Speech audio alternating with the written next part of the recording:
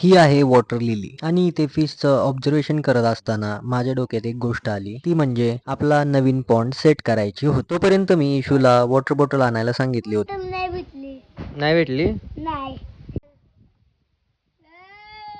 असा प्रकार माझ्या बरोबर घडल्यावर मी वॉटर बॉटल थेट गाडीमध्ये टाकली. तेवढ्यात मला दादू बाहेर जाताना भेटला. तो येत नसल्यामुळे मी एकटाच आपल्या मार्गे निघालो. तर आज मी अशा ठिकाणी चाललो आहे जिथे आपल्याला पॉन्ड सेटअप करायला फिश आणि काही प्लांट्स भेटतील. विकत भेटतील, फुकट नाही. पहिले तरी आपण पेट्रोल पंपावर पेट्रोल टाकूयात आणि हा मला पुढे जाताना एक पेट्रोल पंप दिसला जिथे मी 50 रुपयाचे पेट्रोल टाकले. इथून निघाल्यावर पहिला तरी मी एक्वेरियम शॉप मध्ये जाणार आहे. खरं तर मी ज्वेल फिश साठी इकडे आलो होतो. इथे पोहोचल्यानंतर या टायरच्या दुकानामध्ये मासे घ्यायला आलो. आतमध्ये आल्यावर इथे पोलर पॅरटची व्हरायटी होती. त्याचबरोबर गोल्ड फिश, ग्लोटेट्रा, मॉली फिश आणि काही प्लॅटिसचे प्रकार होते. पण ज्वेल फिश आपल्याला काही भेटला नाही, म्हणून मी इथून जायचा निर्णय घेतला. उजव्या साईडने डाव्या साईडला गेल्यानंतर उजव्या साईडलाच ते दुकान होते. मग त्याच उजव्या साईडला मी परत फिरून आलो. मग मला गाडी लावायला जागा शोधत होतो. तेवढ्यात मला एक जागा दिसली आणि तिथे मी गाडी पार्क केली. मग आपल्या गाडीच्या करेक्ट मागच्या साईडला ते शॉप इथे खालच्या साईडला होते. इथे टायर ठेवले नव्हते, पण पिंजरे ठेवले होते आणि फिशच्या व्हरायटीज पण नव्हत्या, म्हणून मी इथून पण पळ काढायचं ठरवलं. इथून निघाल्यानंतर आता थेट मी नर्सरी मध्ये पोहोचलो, कारण आपल्याला